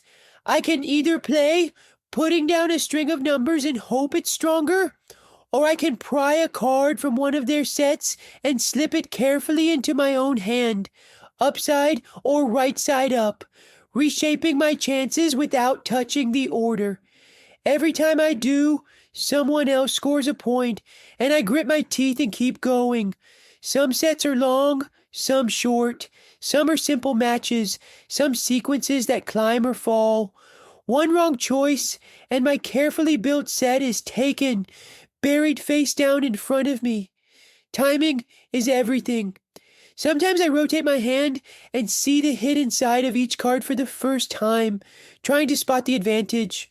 Round by round, hands empty, sets are captured, points counted. One card left in a hand feels heavier than all the rest. At the end, the player who balanced daring and careful calculation will stand tallest, the one who read the table best. In this game, patience is as sharp as instinct, and a single stolen card at the right moment can change everything. Nice voiceover. Well, for a start, I heard the word chord, as in musical chord. Then I later realised it was card, and then I got it. Chord. Card. Yeah. Chord. Chord. But I was thinking, is it like that game about Beethoven that I haven't played? Is it? And I was like, What, wait a Lacrimosa? minute. No. Yes. I was like, No. wait a minute. I know what this is. Go on, Becky. That was It was- Bilbo, the board game clown. Well, blimey, he's a bit frightening. Yeah. I think it was Scout. I think it was Scout I think as it well. was Scout. Yes. The correct answer for board game 9 is Scout. Yes. Hey. So we're doing quite well. So we got 7 out of 9. Mhm. Here comes board game number 10. If you're playing along at home, Let us know how you're let us doing. know how you're doing. Yeah, we'd like to know. Let us know in our Discord, yeah? Definitely. Here comes board game 10. I pick carefully. One color, one number, one little advantage. But it's never just about the die I take. The others matter too, because every low roll I leave behind can be snatched up by someone else, shaping the board in ways I might not expect. I slide my choice onto the sheet, linking numbers together, hoping the chain will grow longer than anyone else's. Some combinations spark points immediately, some only reveal their power later, tucked into clever patterns that take a few turns to unfold. Every choice feels like a puzzle, every roll a little gamble. The dice I leave behind ripple through the game, helping others or blocking them, depending on how shrewdly I've played. By the end, the board is a tapestry of numbers and colors, a record of cunning, luck, and timing. And if I've been clever enough, the points will show it. Let's discuss. Tricky that. Well, I first thought Yahtzee, and then no, you don't keep them on a board, so it's definitely not that. I went Coimbra. Coimbra. Then I went, no, only because it said like dice, colours and numbers. But that could be any dice game. And then I thought Trois. Yeah. Because you said about stealing. And you do take dice Yes, you do. from other players. Yes, you and do. there are coloured dice that do Yeah. different things. Yeah. But then the combinations of numbers and turns to set up is the bit that threw me off that. And now I don't know, really. I think Trois is the nearest to it now you've said it. With totally. the accent. Yeah. What accent was it? Was it French again? I thought it was German. Sounded quite Germanic, I thought. It's dice, it's patterns, which Trois isn't patterns related at all. No. Well, you've got those things that you have to do that are printed on the board. Oh, you got the churchy building. So you've got to do it in, not really patterns though, are they? It's the closest I can think. Yeah. It's definitely not Yahtzee, which is what I wrote down. So I think Trois is the nearest. I have absolutely no clue. And it's Did you write anything down, Rob? I wrote all the clues that I thought. What about White Castle? Is that German? It's not German, but the accent's probably throwing you off. Yeah. Anyway. You leave dice behind. I don't know. I don't know. No, I don't know. I pick carefully. One color, one number, one little advantage. Was what he said. Maybe to that is start. White. That does sound quite White Castle-y. You pick carefully off a bridge. Having only played it once. I disliked it. Well, Slide my choice onto the sheet. Yeah, sheet. There's no sheet. Sounds like a roll and write That's game. what made me think of Yahtzee, but I don't think it is that. Chains as well. Chains is Yahtzee though, isn't it? Because you are trying to get like poker hands. Is Yahtzee your answer? Or is it Gang Chance Clever? Oh, could be. Which I've never played, but I own it, but I haven't played it. But it kind of feels Yahtzee-esque. You do write stuff down on that, I think, You do, and but it's I sheets don't. roll and write. So I think it's probably more that than it is Trois. Let's go for it if you like. Gang Chance Clever. Is that your answer? Yes. Yeah. The correct answer is Gangshon Clever. Yeah. You JP. goddamn sexual tyrannosaurus. Grabbed it at the end. So that's 8 out of 10. Well done. Didn't think you were going to get that one then for a minute. Neither did I. You just pulled it out the back at the end there, mate. You did. You just I don't absolutely- know if you still got it or not. You went, sounds Germanic, and I went, Hold Yes, on. it was a German little accent. minute. That was the little giveaway in there as well. Sounded like Ricky Lauder. It's my mate Gustav. Is it Ricky Lauder? Mickey Lauder. I don't know who that is. The Formula One driver. Nicky Lauder. Nicky Lauder. That's the one. He's It's your his mate. brother. It's his brother, yeah. Ricky, Mickey. Ricky Bobby, I was thinking. Ricky Bobby. Ricky Bobby. So, Formula. Anyway, carry on. 8 out of 10 correct then. Here comes number 11, halfway there. Here we go. The sun beats down on the cracked earth, and I can feel every drop of water slipping through my fingers. 3 camps stand behind me, fragile and dusty, each one a lifeline for my people. Across the wasteland, the rival tribe grins, waiting for a chance to burn everything I've built. Every decision matters, every person I place, every plan I set in motion, every scrap of water spent. Some cards bring strong allies, able to protect a camp or give me an advantage. Others are events that take time, promises of power that may or may not pay off. And then there are the quick scraps, the junk I can throw away, to get an immediate effect when desperation hits. Water is scarce. I ration it, gamble it, and sometimes risk it all for the perfect move. Every card I play changes the battlefield, shifting defenses, opening attacks, or strengthening my hand. By the end, only the survivor who balanced cunning, timing, and resourcefulness will stand. The camps that remain are proof, and the rival tribe will learn what it means to challenge me in these Radlands. You give it away at the end. Well, I thought it was June for a start, talking about the tribes in the water, but I don't think it is. No. Now, the reason why it was added at the end is because by the time, if you'd not got it by then, you may have lost your attention span. So let's put it at the end to see if you were actually paying attention. But you got it very quick, so I saw you writing it really quickly. Yeah. You would probably got it in the first 20 seconds. I was trying to think of a game that had 3 camps, and I was thinking of a board game. What was a board game? It was Fallout. No, it's not a Fallout. Wasteland. No, it's what? And then water is the main resource in Radlands. everything just starts said junking, events going off. So yeah, it's Radlands. Radlands. I thought the game that Tambo's got, is it After the Sun? Beyond the Sun? Beyond the Sun. No. I think it's Under Our Sun. Under Our Sun. That's Yes. the game I was thinking of. Yes. Beyond the Sun is good though. But then when it said Radlands at the end, it's like, Radlands. It's there now. Well, I've never played Radlands I have played June Imperium, Brilliant. but a It's long really time good, ago. really quick. It's a nice little card game. Me and Josh play it a lot. And I've got the Cult of Chrome expansion for it. It's a little card deck of camps that just basically judges a bit of life into the game. I've never played it, but it does look like something I probably would enjoy. Yeah. It's one of the games we've nearly worn out. The tokens look shit now. Weathered. Yeah, proper weathered. That's a sign Played it a lot in of Florida. well played, isn't it? But the cards are still alright. It's just the tokens are dead. But I know they do a deluxe version where the tokens are like clicky clacky pieces. Oh, nice. Yeah. Nice. So Nice. there we go. So that's 10? 11. You got 10 correct? Got No, 9. 9 correct. 9. 9 correct. 9 correct. 11.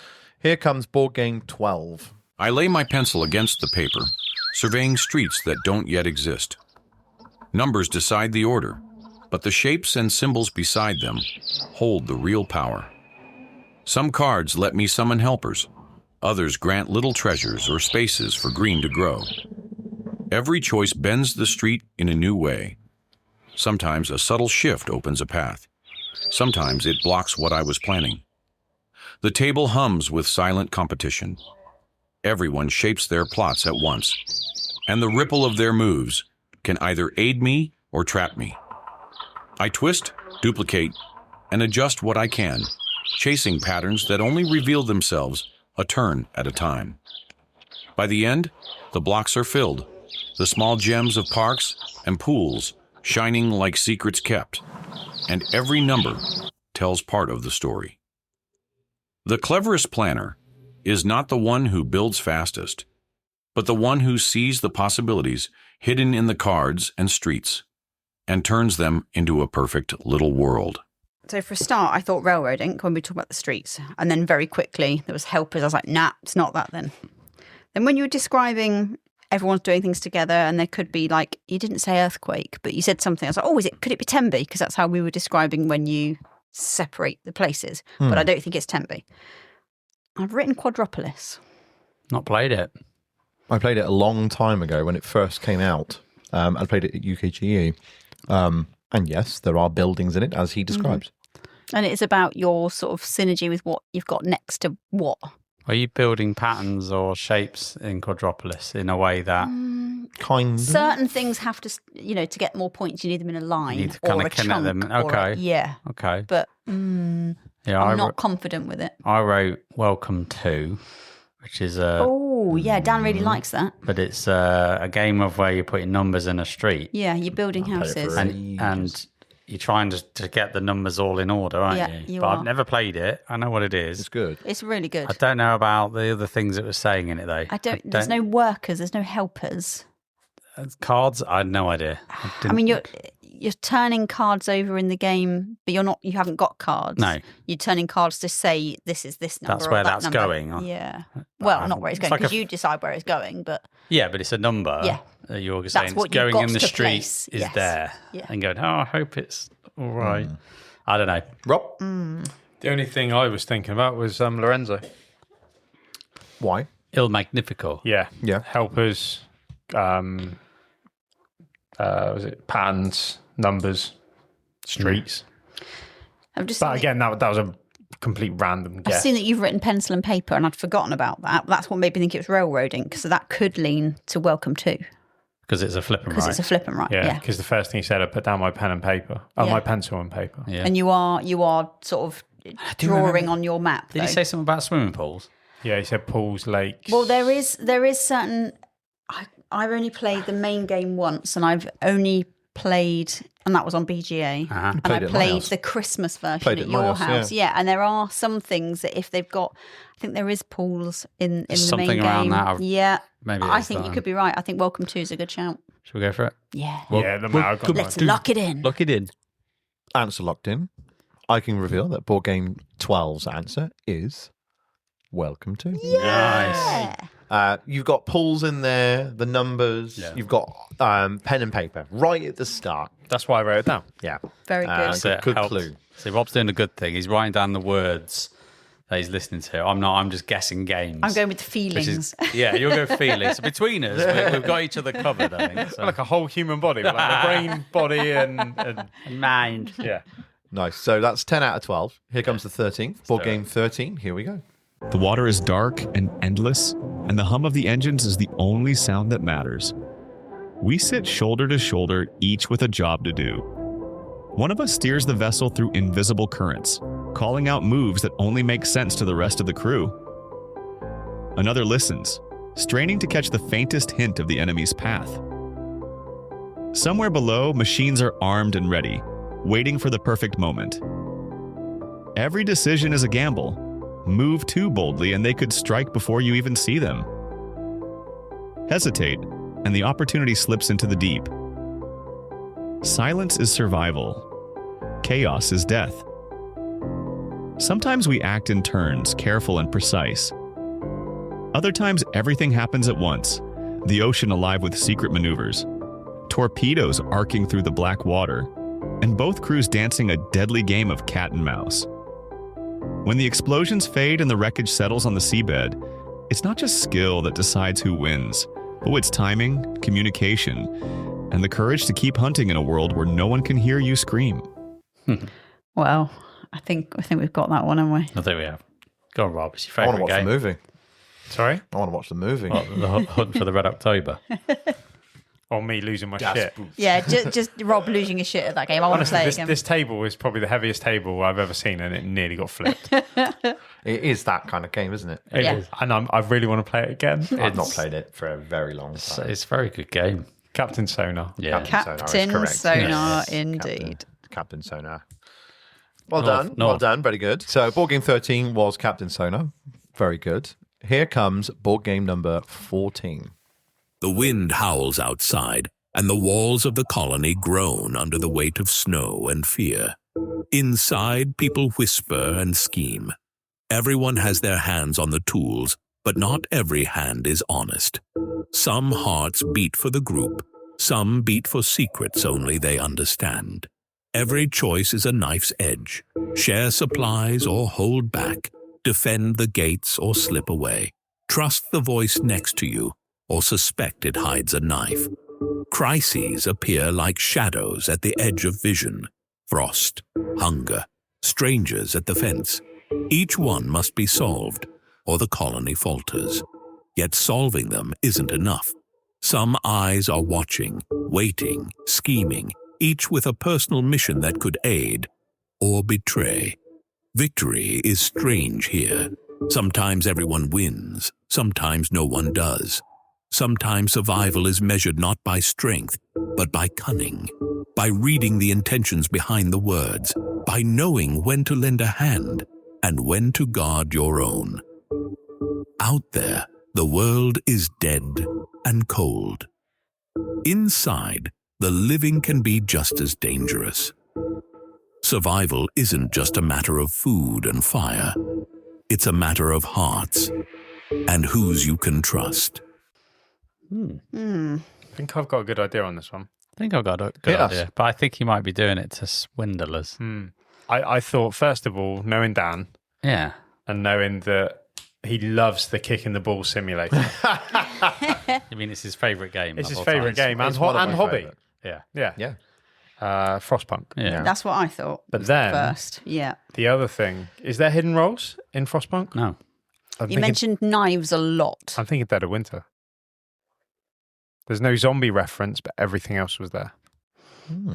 Yeah, it's whether he's doing it to throw us off the scent because it's snow and it's cold. But you're right. But also, there's no hidden role. But you get people come to the colony, don't you? Yeah, but there are events that are happening that are shafty. Yeah, within your colony for sure. Like I was thinking Avalon until he was mentioning like the events, and I was like, no, definitely not Avalon. You're not trying to sort of swindly. Well, you are in Avalon, but then I was thinking maybe Nemesis. But I think if it was Nemesis, there'd be more alien-y kind of stuff. Less snow. Yeah, for sure. Is there a game that's like Nemesis but with snow? There's a game called Scavengers, Arctic Scavengers, I think it's called.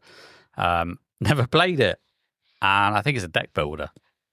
Doesn't sound like a deck builder game, does it? I can't remember if that's Shafty or not. But that's an old one. But knowing Dan, it's got to be Frostpunk. But I'd say Frostpunk. Yeah, if there was a zombie mention, I would have said Dead of Winter. Yeah, 100%. Frostpunk was what I wrote down first, but let's go with it. I'm going with Frostpunk. Yeah. Okay. Board game number 14. The correct answer is Dead of Winter. Oh, you was right.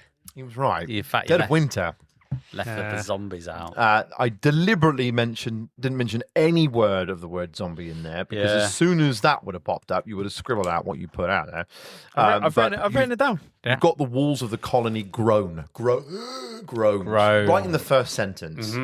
Under the weight of snow and fear. But yes, it was definitely. I thought you'd go Frostpunk straight away. So I looked over and went, oh, yeah, he's gone Frostpunk. Yeah, we found no, then you got crises. And yes, that could also refer to both. Yeah. But yes, in this instance, it is indeed Dead of Winter. Bang on, Rob. We must get half a point, surely. Absolutely not. I'll edit it. Okay. So, Thanks. So you've got 11 correct out of 14. Very good. So let's see what board game 15 does for you. Can you get this one right? Here we go. Board game 15. The copper stills gleam in the morning light, and the air smells faintly of grain and fire. I inherited this place, its walls heavy with history, and the quiet hum of fermenting barrels. Every decision matters: which ingredients to buy, which corners of the distillery to upgrade, how long to let the amber liquid rest before it leaves the warehouse. Each choice shapes the character of what will eventually bear my name. Sometimes I push my luck, adding a little more, risking the batch for a chance at something extraordinary. Other times I wait, careful and patient, letting time and temperature work their quiet magic. Bottles stack up, labels ready, promises of fame and fortune sealed inside each one. By the end, the distillery tells a story in amber and glass. The one who balanced risk and skill, patience and ambition, will wear the title of Master Distiller. And the spirits, they speak quietly of who made them. I'd say this was easy. Yeah. You tell me otherwise. I can't think of the name. Is it distillery or distilled or distiller? Distilled. Distilled. Part of me thought Quacks, Push Your Luck, but I've never played Distilled. It's Push Your Luck as well. Yeah, so I'd say Distilled 100%. Yeah, you're pushing your luck to try and get the best mix of ingredients in your booze, in the barrel, as it were, and then you let it do its thing, put flavours in. Distilled is your answer? Yeah. Distilled is correct. Well done. I would like to play it. It looks really good. Same. I've not played it, but It's I'd like lighter than I thought it would be. Yeah. I like the artwork. I like It's the quite cool. style. I like how it it's looks. nice. So that's what, 12 out of 15? Yeah. Yeah. Well done. Very good. Here comes board game 16. I stare at a blank canvas that stretches across centuries where every choice will leave a mark no one has seen before. From nothing, my people rise. Science whispers secrets, technology hums with promise. Exploration beckons into the unknown, and the drums of war beat somewhere in the distance. Each path shapes who we are, what we can do, and what the world will remember. I decide which threads to pull first. Will I chase knowledge, chart new lands, build machines, or raise armies? Sometimes a careful balance works best. Sometimes ambition demands a single focus. Each advance ripples outward. Cities grow, resources gather, opportunities bloom, and stories begin to weave themselves into my tapestry. At the end, the history of my civilization is told in points, in cities, in discoveries, in victories. Yet more than that, it is a record of choices. Which paths were embraced, which were ignored, and how a single thread can shape the whole story. Now, you might go for Tapestry, but who's to say that might not be a little bit of a red herring? Do you know what I was thinking? Civ New Dawn. I went Civilization first. Then you wrote... Then I wrote Tapestry before we said Tapestry. Yeah, I wrote Tapestry because he's talking about artwork and he's talking about the different paths. Now, I've never played Civilization, but I know in Tapestry you've got the exploration, military. the science, the warfare, and all of those things. But so is every Civilization game. I'm pulling on thread. Yeah, Pulling on there's a lot of kind of fabric-y kind of... Yeah. He also said advance, and that is pretty much your turn in Tapestry, is advance or income. So there's an advance turn or an income turn. And there's 3 tracks as well, isn't there? What's the knowledge, science? There are 4 in the base game, 5 in the expansion. Yeah, They should have done a 6. Art and culture, science, exploration, the military one. And technology one. Yeah. Yeah, which all of those were said. Yeah. I'd say Tapestry. Yeah, I mean, you are doing it to really mess with us. I like how he said the word tapestry and then he said the word civilization in it. It's just like, oh, yeah. It could be either. Cheeky Both monkey. of those in? I think it's Tapestry. Cheeky monkey. Yeah, I think it's tapestry. Tapestry is indeed correct. Well done. Yeah. Well done. Yes. I mean, yeah, you said about threads, Rob. It was the threads and the tapestry, and that kind of was your giveaway rather than going down the civilization route. And the fact that it's balanced. Loose terms, Stonemaier, but the aim is to be balanced in that game and have it as balanced as they can. So there's your answer, Tapestry. Nice. Okay, very good, well done. So now we are on board game 17. Can you get this one? The palace gates are closed and the corridors echo with whispers and footsteps. I clutch my note tightly, knowing it must reach her hands before the others. The courtiers, guards, and rivals are everywhere, each move a guess, each glance a threat. Sometimes boldness wins the day, a daring move that clears the path. Sometimes patience is key, hiding behind subtler maneuvers while watching the others stumble. The deck is small, every card precious. One is gone, unseen, shaping the possibilities in ways no one can predict. Play too strong, and I draw attention. Play too weak, and my message may never arrive. Each turn is a gamble of intuition, timing, and a little luck. Only the suitor who can read the room, anticipate the threats, and slip their letter through unnoticed will have their words reach the princess first. The rest? Their letters are lost to the fire, and their hearts left waiting. Super Mario Bros. Board game 17 then. Rob thinks he's got it. I think I've got it. I've got it. Go on, man. I thought it was Love Letter. Love Letter. I think so The too. princess, the court. Courtiers was probably Yeah. that was Courtiers massive. and the, right at and the start. whispering and getting your message to someone. And then you said, Getting your letter to the princess. and then you said Yeah. princess, like, yes, definitely. And Love if Letter. you play too, you shout too loudly, you end Yeah. up Drawing getting attention to- targeted. And You discard a card because you get 2. So Love Letter? Play one. actually Yeah. sounded like a more tactical version of Love Letter. Sounded like a more in-depth. Yeah. Yeah. But don't forget, these are the people that are working in these games. So that's all they know. It's Yeah, very that's all they cool. know, yeah. Love letter. Love Very Letter cool. is indeed correct. Well done. Well done. Good job. Okay, so we are on... So you got 15? 14. 14, sorry. Board game 18 coming up now. Here it comes. Number 18. The meadows are calm, the forests quiet, and the mountains rise in the distance like secrets waiting to be uncovered. I lead my clan carefully, choosing which burrows to expand, which fields to claim, and which lakes to settle beside. Every patch of land brings something valuable: water, carrots, mushrooms, hidden treasures. And every choice shapes the reach of my little empire. Cards in hand guide my decisions, but the board always has the final say. Contiguous warrens grow stronger together, cities bloom, and secret allies lend their skills to my cause, tipping the balance in subtle, unseen ways. By the end, the landscape is stitched with tunnels, towers, and fields, each point counted, each resource weighed. The clan that moved with foresight, planning, and a quiet cunning will be the one that claims the crown of the top bunny. I'm looking at 3 blank faces here. Oh, I think I know. I think I might have just got it. Before you said the word bunny at the end, Yeah. I'd just written down the word root.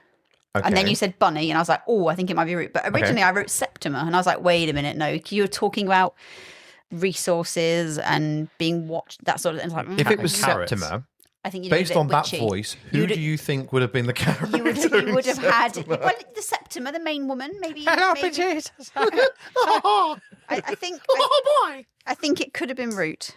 Is what I'm thinking. That is a great shout. It's because I with the bunnies, but I was thinking Catan for a long time, and then I was like, oh yeah, that's mountains, meadows, cities. Yeah. But there's no clans. There's no. You don't settle by a river though in Root. Yeah. Settle by lakes. Do you not? I've never played it. Never played it. You don't really. You don't. You just fight each other Yeah, to the that's death. what I thought. JP's written something quite outlandish. Yeah, the Bunny Kingdom. We said bunnies and carrots. Top bunny at the end. Exactly. And the carrots are a resource, right? In what, Bunny Kingdom? No, idea. In what was said. You mentioned carrots. Yeah. I've never played Bunny Kingdom. Have you not? So all I know is it's squares with numbers and you put bunnies on them. That's it. That's all I know about that game. Yeah, you know more than I do, mate. The clans? I thought it sounded like a made-up game when you just Clans said of it. bunnies. Top bunny. I don't know. Castles of Burgundy. Castles of Bunny. I've no idea. I can tell you it's not Castles of Burgundy. Yeah. Spoiler alert. I don't know. I'll just put Bunny Kingdom because it's any bloody Go on, rabbit go game for I Bunny can Kingdom think. then. Yeah. Bunny Kingdom? Yeah. Wow. The correct answer is Bunny Kingdom. Is it really? Wow. That was such a punt. Right, I just Top Bunny was what it should have got. It's that the clans things. I don't know if they're clans or yeah. not. But Well done. There are like 5 games in here that I've never heard of, let alone played. It's good. It's okay, nice. down to your last 2 now. Here comes board game number 19. Here we go. I walk the empty paths of the park I am building, imagining the roar of excitement from visitors, the shuffle of paws in enclosures, the scent of fresh food filling the air. Every plot of land is precious.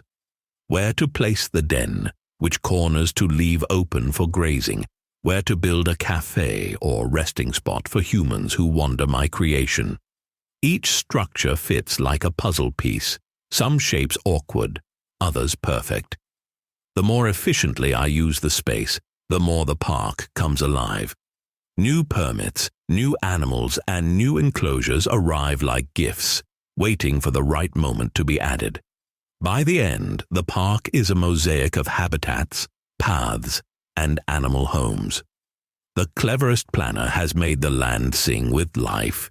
Every corner used, every bear comfortable, and the points tell the story of who tamed the forest best. JP, what did you write first? I went Dinosaur Island, but then there's no mentions of dinosaurs. But I just thought pens, guests. Yeah. And obviously Dino Island has all of that jazz. But it's the paths thing. And then I went Ark Nova. Yeah, There's no I paths in went on Ark a Nova. similar path. I wrote parks first because he said the word parks, and Yeah. it sounded. Yeah. I've never played it, but I don't think It's you construct very parks. light. Yeah. It's very light. Then I went Barkbover because it wouldn't be right if I didn't mention it at every podcast. Yeah. And then I wrote Barren Park because I thought if I was a bear in Barren Park, that's what it might seem like. And you do tessellate a lot You of do. stuff. You don't really make walkways, but there are Yeah. like little kind of rivers. I think he's been cheeky here. Yeah. But I don't know because I don't know. Go on, Rob. You've written Barren Park and never- Barkbover. I've never played Barren Park. Fair but enough. The bears, where to place the den. Yeah. The humans that come and see me. Again, I don't know anything Yeah, other it's a bear than park, isn't it? Yeah. which So- makes sense. But I put Barkbover. Yeah. Yeah. I thought Barkbover. The only animal reference was to bears. Yeah. And there's a lot more animals in Ark Nova. I think- We should say Ark Nova correctly once, so in case anyone's never listened to anything, they were like, what are they talking What's about? Barkbover? It just came as a mick taking of my love of one of the greatest games of all time. It's a cross between Brian Babonde from Face Jacker, or Phone Jacker, and Ark Nova. Ark Nova. It just came out one day, like barrettes, Yeah. full on barrettes, Yeah. and it just came out, and I just went, bah, bah, bah, bah. And that was it. We all died. So I think Barren Park. You think Ark Nova? No, I think Barren Park. Are there puzzle pieces in Barren Park? They're They are Tetrisy, aren't Tetrisy they? pieces, yeah. Tetraminos. Yeah. And they go, so I had something off the wall. I think you're right. But I had Ark Nova, and then I thought, is he going down the Zoo Tycoon route? Yes. No, I did think for a start about a tycoon, like a theme park. But I've not played the board game version of it. No, I've not. He does like it, But though. would there be more than bears? That's the point. The bears were the only thing that was I'll go with Baron Park because I think you're right. I think it might be Zoo Tycoon, though, or whatever. Well, we can kick ourselves if it is. Go on. And we can also kick Dan. Yeah. You could. What's your answer? I don't know. I think it might be Zoo Tycoon now. Yeah, but I don't know. We'll go with one, whatever. I think it might be Zoo Tycoon. I think it might be, because I was originally, my very first thought at start was like it's some kind of theme park type of a thing. Yeah, but it says Baron Park and it said bears. Oh, no. Go on. Go with Baron Park. You're choosing Baron Park as your answer. Yeah. I don't think we should now because of his face. The answer is for board game 19. Baron Park. Yeah. So how many is that correct in total now?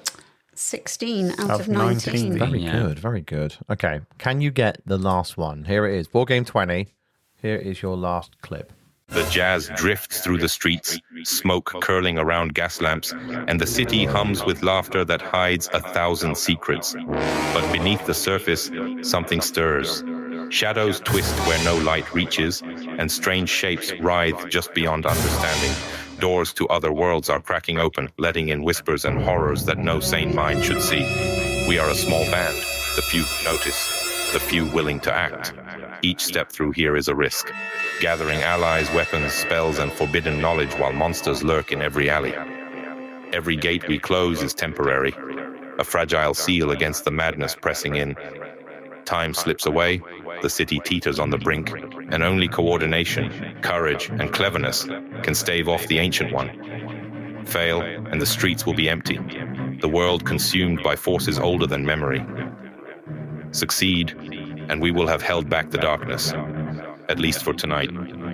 In this city of shadows, survival is fleeting, and heroism is measured not by strength alone, but by the will to face the incomprehensible. Well, I originally wrote Mansions of Madness, but it doesn't fit with that. Because it's city. Yeah. It's not just a house or a location. Yeah.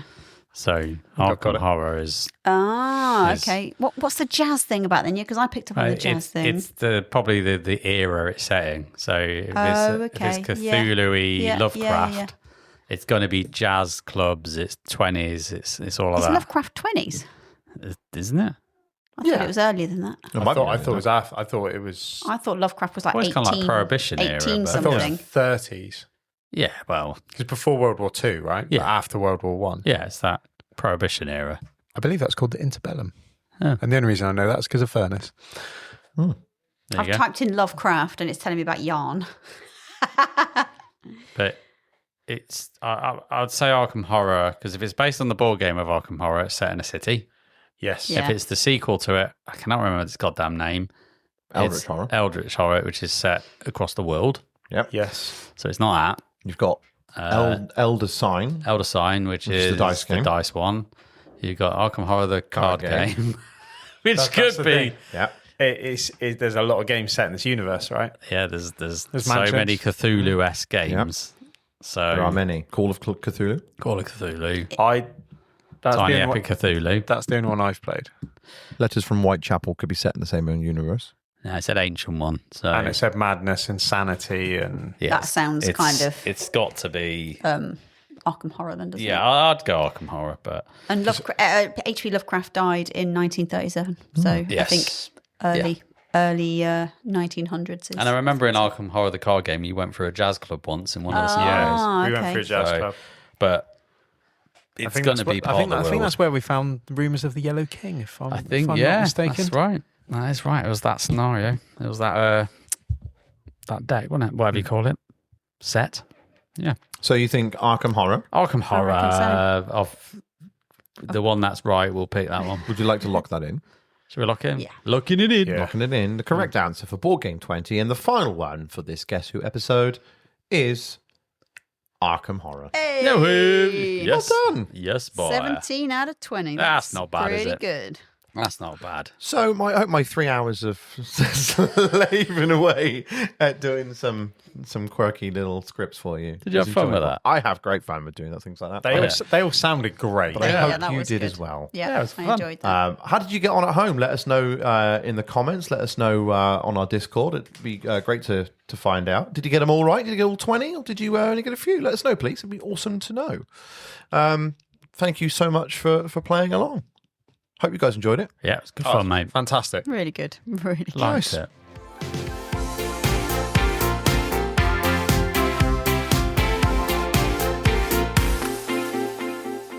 And now we are on our penultimate turn. What have we all got coming up next then, folks? Bex, what have you got coming up? Well, I've been slowly painting some of the ships from Terraforming Mars because Curly got a load of paint and brushes. How did you get those? Christmas. He bought them. Nice. Yeah. What did you get? Citadel? No, it was the WizKids one. WizKids. I want to say Army Builder. I don't know. It's in like a little box. 40 of them, I think, and some little brushes. Nice. So that's been cool. Yeah, I've enjoyed doing that. So I'm going to try and think of other games that. Oh, and Slay the Spire, the pieces we've been painting those. I love painting. Yeah, I love cool. getting the brushes out. Yeah, but I've enjoyed it so actually. Long. I don't think Curly enjoyed it as much as he thought he would. So Yeah, maybe he's bought all of these paints and brushes and I'll just have them. But regarding games, I'm going to try and do the solo mode of Fit to Print, which is another one of the Flatout games, because it looks like a mixture between, I'm saying this without playing it yet, so it might be nothing like this, but it looks like a mixture between Art Society, where you're trying to match pictures next to things, and Galaxy Trucker, because you're turning over tiles real time, trying to grab ones you want. And I think that just sounds really cool. Nice. And it's artwork by Tool. Which, I love it. I mean, what's Can't not go wrong, like? can you? Yeah, exactly. Yeah. No. And there's cute little 3D kind of like desks because you're journalists in this game. No, I nice. thought that was pretty cool. That's cool. So yeah, painting, and playing that. Nice. Nice. J-Pulse, what have you got coming up? I got a copy of March of the Ants over Christmas, which is ages ago. But I might have already on crowdfunding. Yeah, I might have already played it with timey-wimey stuff by this point, but it doesn't matter. But I got it. Haven't played it yet. It's a 4X game, but with ants rather than spaceships. Nice. So I quite like the fact that it's taking a genre I really enjoy and then flipping it into something completely different. And actually, I think and what's quite cool, it's got wormholes in it. But it's actually wormholes. I was going to say, that's very cool. But they work like a wormhole would in the space, and like nice. And it's just got nice card kind of card play. You can evolve your queen ant with different things, gives you extra powers and stuff like that. And I think it plays fairly quickly as well for a 4X game. You think, we're in for 5 hours here, but I think it plays in a couple of hours. So intrigued by it. Don't know if it's any good or not. But yeah. Did it come out around the same time as Apiary? I'm just thinking there's been sort of like ants in space. It's an old game. Together. It's an old game because I've got the Evolved Edition. Okay. So the Evolved Edition is like a re. It came out like in 2010, I think. It's quite a while ago. It's an older game for sure, but they've kind of just zhuzhed it up a bit and streamlined the rules and made it a bit more into 2026. I think I originally had it when it first came out. Yeah, I thought and I got rid of it. Play it, see what happens. Nice. Might be. I'm quite impressed with how the components are organised. It's got nice little tuck boxes for everything, and it's like a nice touch. It's not like a folded space insert or other inserts are available. Nothing's like a folded space insert. But it's nothing. But I like it when they do something, and you go, well, I don't need to worry about that. That's done. Yeah. So Shackleton's like that. Yeah, it is. Yeah. Done. I bet folded space could make it better. You Can could we make the nuclear one better, please? Because that one sucks. It's good if you only got base game. It's true. If you only got base game, it's fantastic. great. The last time I played Nucleum, which wasn't too long ago, I took all the rail tiles out. Yeah. I put them in a bag. I've not sorted them out. There's just so much stuff. And I was like, I can't be asked. Yeah. He's a madman. I know, and I will get round to it when I get a minute. But it was like 11:30 at night. I was like, I'm not doing this now. This is no. And I've just left them in a baggie in my room. Yeah. I won't hear a bad word said about folded space. That's going to keep me up tonight. Yeah, it's not. Thinking It's keeping about me it, up. twitching. I'm walking past it every time I get to my bed, and I can see the baggie there, like I wouldn't be able to dripping, sleep. cascading I wouldn't from be the able shelf. to sleep with that looking at me, judging me. It's annoying. Yeah. And You know, I will sort it. You know, it's not the insert's fault though, because it's only designed for No, but it and Australia. It says it and Australia, but you try and fit Australia in it, and you get lid lift. You do get lid lift, but I think it states it. Does it? Yes. So you have to watch that with them. Yeah. Is they do state there's X mil of lift lid. That doesn't bother me so much. No, it doesn't bother me. My tapestry is it's got all the expansions, and I got a 3D printed insert in it, and that's got lid lift. There's no way you can come up with It's a way. just too much, isn't it? Yeah. So, but anyway, yeah. We digress. Ants. Rob, what are you playing? Well, I bought a game at GregCon that I still haven't got to the table, so I'm going to make a conscious effort to get that to the table. That's Gwent. Oh yeah, I forgot you bought this. Yeah, I forgot I bought it as well. I saw it on the shelf the other day. I was like, oh shit, I really should play that. Is Geralt going to come over and play it? I hope so. So do I. I hope so. Wind's howling. It's because he's got a cloak on. That's just my bag. It's cloaks and pirates hats. Yeah. You're done for, aren't you? Yeah. That's all he does. That's fine. That's okay. I'm okay with that. I'm reluctant to play it because if it's not as good as it is in the game, I'm going to be really disappointed. Now, everyone says it is. Everyone says it is. And everyone said that about Slay the Spire. And then I played Slay the Spire and I was like, holy shit, this is better. And I was pleasantly surprised. Mm-hmm. So I'm kind of waiting for when I'm a little bit down. And then I play that and go, oh, that's really good. That's picked me up, that. You're keeping it as like a little... Yeah, little I keep cheer up thing. opening the box and just go, oh yeah, put the box back on. I like it. So yeah. I just threw up in my mouth. Nobody gives a shit about you. Take that. Screw you, Apsy. Only joking, baby. I love you. I just wanted to ruin your moment, but then you come back with a good comeback, so I'll let you have that. I do try. But yeah, so I'm going to make a conscious effort to get that to the table because I love it in the video game. Controversially wasn't a big fan of The Witcher 3. Didn't grip me enough. I know. I'm sorry. It is even. I don't play it. It didn't for me. I'm probably 33% way through the game. I have loved every minute I have played that game, but I still haven't finished it because I'm just shit at video games. Did like the TV series though? It's brilliant. Did like. I love the series. The books are incredible. Mm. The books are fantastic. So it depends when you played The Witcher 3 as well, because a lot of people forget it launched with a lot of bugs and it wasn't right. Did, but I played it after the first season of the TV series came out. I went, yeah, I'll give this a go. And I went, it gets very good. Yeah, I think it's a bit of a slow burner game, and at the time I didn't invest enough time in it. So more fool me. I'm one of those people that like I'm conscious. Like I've probably not played the best game of my life yet, and that could be it. But I just haven't invested the time. Yeah, no, it is a bit of a time hog, but it's very good. But once you get into it and kind of learn it all, but Gwent's fantastic. So hopefully the card game will deliver. So when's the next TV series out with some other person? He's in it already. Oh, not interested. Just Liam Hemsworth. Yeah. Just, he doesn't go. He goes. I don't want to watch it. Then I don't want to watch it. It's grunting or nothing. Nice. What about you, Dan? What have you got coming up? I'm about to hit level 40. You are, aren't you? Yeah. Join the club. Join the One club. of us. One of us. You've found 500 gil. Yeah, nice. Yeah, I'm going to hit level 40. I've got a game of TI4 with Thunder's Edge expansion planned at Shea Curly's in a few weeks, which should be good. And we're all going out for a nice meal together, aren't we? We are. Looking forward to that. Same. Anyone, if you want to bring a copy of Flip 7 to play at the table while we wait, that's fine. I have a copy. I can bring it. I have a copy as well. So have I. We could do. I'll bring Gwent. I'll bring TI. I'll bring Caravan from Fallout New Vegas that no one knows how to play, even when you played the game for 100 hours. So yeah, that's what's happening. I'm looking forward to the meal. It's going to be good. And fun. I haven't got any major games planned as of yet. I've got a few busy months, and I go to Disneyland shortly after my birthday as well. So, but TI4, definitely looking forward to getting Thunder's Edge to the table, just to see what it offers on those new factions. I've already looked at them up, and they look awesome. I'm intrigued. That's it, folks. We're now on our final turn, and with that, we're just wrapping things up. We're tallying up those points, and I hope you all enjoyed today's episode. I sure did. If you enjoyed the show, though, please like, subscribe, and review on your podcast player of choice. And we do ask to share our podcast with at least one other person who you think might like this. I mean, if you like board games and you've got lots of board games friends, just spread the love. Also, you can expand your love with us through Ko-fi, spelled K-O-F-I, and you can subscribe to our Ko-fi. And with that money goes directly to us to make this channel an awesome place, even more awesome than it is already. So that's all tallied up. So the only thing left to say now, folks, is whose turn is it?